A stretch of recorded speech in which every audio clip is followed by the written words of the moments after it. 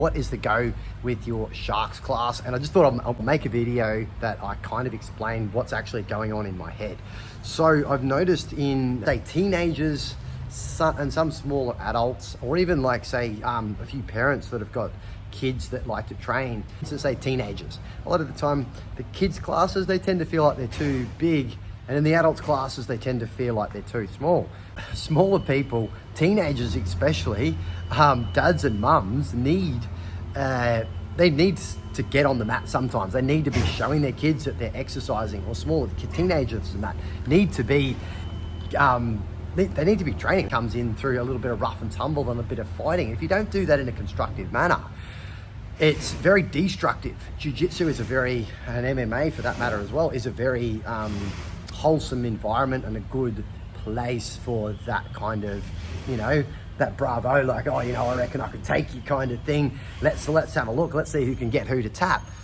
If you do that in the right kind of environment, that's great. That's a great form of exercise, and it's a great way to make friends, hang out with your friends or make new friends and that sort of thing.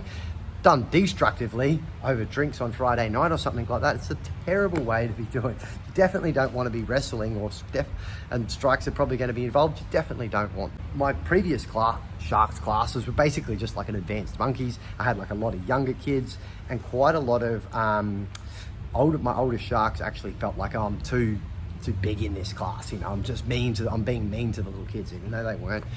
They just felt that way. So what I'm doing with this sharks class, I've got it on Wednesday and on a Saturday.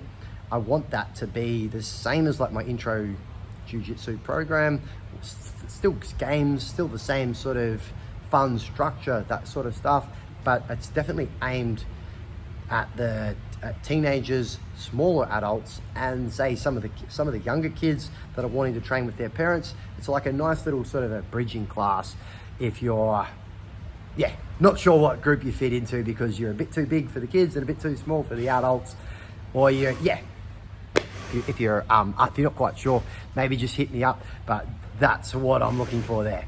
Actually, I should add this onto the video.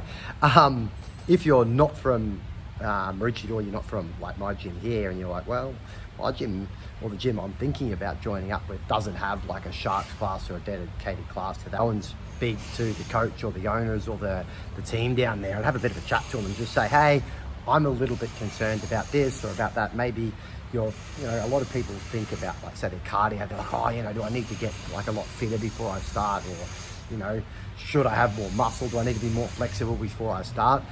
I'm not exactly sure of what your position is at the moment. Most of the times, though, the answer is no. And even if you do get really, say, running fit or cycling fit or something, it doesn't completely translate across to jiu-jitsu perfectly. So you're still going to have to build your jiu-jitsu fitness up. So kind of negates it out, really. Yeah. The best thing you can do is go and talk to the team at the gym that you're thinking about joining up with, the academy that you're thinking about joining up with. Ideally, if you can, chat to like the coach of like the classes or the class that you think is best for you to try first, and express any concerns before you actually start. Let's say, for instance, you're a smaller person or maybe a teenager and you're like, oh, how do I actually break into this? Definitely speak to the coach. But failing that, really just say, oh, stop, this is kind of scaring me. I'm not really sure what the hell's going on. Can you break down exactly why I feel terrified or whatever? There's absolutely nothing wrong with asking the question. And you don't feel like you have to do backflips, or don't feel like you have to get punched in the face, or don't feel like maybe you weigh 60 kilos, don't feel like you have to roll with a 120 kilo dude just because it looks like he or she doesn't have a training partner. It's not worth risking injury, or especially if you don't know the person, or you don't know the background, or you don't know the rules of engagement of this certain gym.